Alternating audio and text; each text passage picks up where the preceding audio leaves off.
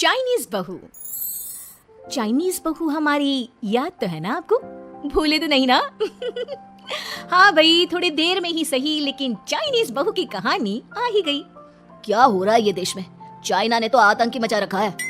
अरे क्या हो गया? क्यों चाइना को कोसता रहता है? भूल मत, तेरी ससुराल चाइना की ही है। हाँ माँ, पर ये देखना, लड़ाई झगड़े, ये बीमारी, ऊपर से ये देश कितना चालाक है। अंदर न जाने क्या क्या करता रहता है। तभी अंदर से बहू की चिल्लाने की आवाज आती है। अरे क्या हो गया बहू, क्यों चिल्ला रही है? माँ जी, ये देखिए, ये रूस ने यूक्रेन की हालत क्या कर दी है। ऊपर से चाइना में 2 बड़ा लॉकडाउन लग गया है। माँ जी, अब क्या किया जाए? अरे तो तुम लोगों को क्या परेशानी हो रही है, मैं तो यही नहीं समझ पा रही हूँ। वो क्या है ना माँ, हम लोग चाइना जाने की सोच रहे थे। सांगसू के भाई की शादी है। तो क्या? अरे कौन सा उन लोगों के यहाँ भाई घोड़ी चढ़ता है जो बहन काजल लगाकर नेक लगी? माँ जी, उसकी आंखें बहुत छोटी छोटी है, उसमें या तो पुतली रह सकती है या काजल। माँ जी, मैं सब समझती, ये मेरे भाई का मजाक बनाते रहते। कितना शीरा है मेरा भाई, बिल्कुल छिपकली जैसा। नहीं नहीं बहू, सीधा गाय जैसा होता है। सही पकड़े हैं माँ जी। हाँ, तो मेरे भाई की शादी है, मैं चाइना जरूर जाऊंगी। तभी एक पड़ोसन आ जाती है। अरे नहीं नहीं बहू, तू कहीं ना जा, हम लोगों का मन कैसे लगेगा तेरे बिना। ले बहू, तेरे भाई के लिए ये शॉल रख ले, हमारी तरफ से गिफ्ट कर देना। अरे सब कितने अच्छे हैं। मेरी चाइनीज बहू को कितने प्यार से तुम लोगों ने एक्सेप्ट कर लिया। सच में बड़ी भाग्यशाली हूँ मैं। कैसी बात कर रही है? ये तो हम लोगों के देश की खूबसूरती है कि हर किसी को दिल से अपना लेते हैं, बस वो भी दिल से हमें अपना समझे। कैसी बात कर रही हैं आंटी जी? मेरे लिए आप सब सासू माँ जैसी ही हैं। मुझे भारत बहुत अच्छा लगता है, ये सबसे अच्छा देश है, मेरा भारत महान। वैसे भी लड़के की शादी जहाँ होती है वो तो वहीं की हो जाती है ना। जीती रे बहू, सही बोल रही है। औरत तो होती ही पानी की तरह है, जो जहाँ जैसे रखे वैसे ही शेप ले लेती है। आंटी जी, ये थोड़ा सा ज्यादा हो गया, समझ नहीं आया। नो प्रॉब्लम, मैं चाय बना कर लाती हूँ।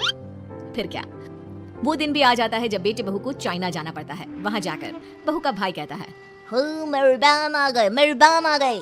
मैंने सबको बोला कि सब हिंदी में बात करेंगे, नहीं तो बहन नाराज हो जाएगी। थैंक्स बॉय, हिंदी मेरी भाषा है। आप मुझे उसी में बात करना अच्छा लगता है।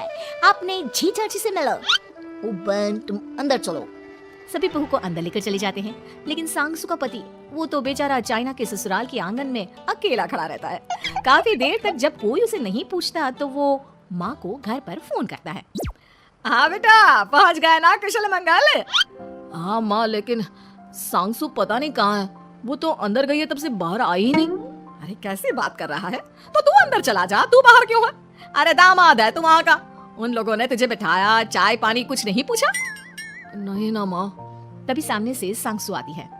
आप अभी तक तैयार नहीं हुए और ये बैग लेकर क्यों कमरे से बाहर आए? इसे वहीं रख देते। कमरा? कौन सा कमरा? अरे कैसी बात कर रही हो? जब से तुम अंदर गई हो मैं बाहर ही तो खड़ा हूँ। बहू को बहुत हैरानी होती है और गुस्सा भी आता है। तभी उसका भाई और माँ आ जाते हैं। और सांगसू, अंदर खाना लग गया है। पहले ये बताओ कि मेरे पति को किसी ने खाना या पानी क्यों नहीं पूछा? वो भारत से ससुराल पहली बार आया है, वो भी मेरे कहने पर। उनकी इज्जत क्यों नहीं की? देख बेटी, तूने जबरदस्ती जिद में शादी की थी तो हम लोगों ने कर दी, लेकिन अब तुम ये सोचो, पूरी चाइना में मैं इस इंडियन को अपना दामाद बताऊं? So sorry. हाँ सांगसू, और तुम भी चुप रहना, नहीं तो वो लोग मेरी शादी तोड़ देंगे। ओह, ऐसी बात है। कोई बात नहीं, मैं बाहर होटल में रह लेता हूँ, तुम वही करो जो ये लोग चाहते हैं। कैसी बात कर रहे हो? शादी के बाद पति जैसा भी हो, जो भी हो, पति होता है।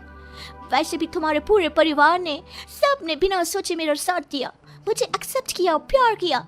मैं अपने देश में आपको अकेला कैसे छोड़ सकती हूँ? ये हिंदी फिल्म का ड्रामा बंद करो, मैं अब ये बर्दाश्त नहीं करूँगी। चुपचाप अंदर चलो, नहीं तो ये शादी वादी यहीं खत्म करके इसे अकेला ही इंडिया जाना पड़ेगा। कैसी बात कर रही हो माँ? ये मेरे पति हैं। नहीं था, हम लोगों ने यहाँ वकील को बुला लिया है, जिसके बाद अब तेरा तलाक करा के हम यहाँ के चाइनीज लड़के से तेरी शादी करा देंगे। अरे कैसी बात कर रहे हो? हम तो यहाँ तुम्हारी शादी के लिए आए थे। नहीं नहीं, मैं सांसू के बिना नहीं रह सकता हूँ। हाई वोल्टेज ड्रामा होने के बाद से ही सारा माहौल खराब हो जाता है कि तभी एक लड़की आती है। मैंने सारा इंतजाम कर दिया है, सांसू की शादी का मंडप परसों लग जाएगा, तब तक इसके पति को कमरे में बंद कर देते हैं। सभी सांसू के पति का हाथ बांध कर उसे कमरे में बंद कर देते हैं। ये क्या कानूनी है? हम लोग मेरे पति के साथ ऐसा नहीं कर सकते हैं। मैं किसी से शादी नहीं करूंगी, ये साफ बात है। पहले मैं अपनी शादी करूं, फिर तेरी भी शादी करवा दूंगा। हाँ, मैं करूंगा शादी। प्लीज कोई मेरी शादी किसी अच्छा औरत से करवा दे। चुप, बिल्कुल चुप। फिर माँ सांसू और उसके पति से कहती है, तुम लोगों का बच्चा मेरी कैद में है। अगर तुम लोगों ने कोई भी होशियारी की तो मैं इस बच्चे को मार दूंगी। दोनों माँ का रूप देखकर हैरान हो जाते हैं। बच्चे की खातिर दोनों शांत हो जाते हैं और शादी की रस्में शुरू हो जाती है कि तभी सांसू की सास पुलिस के साथ आ जाती है। माँ, सरसू माँ आ गई, मेरी माँ आ गई।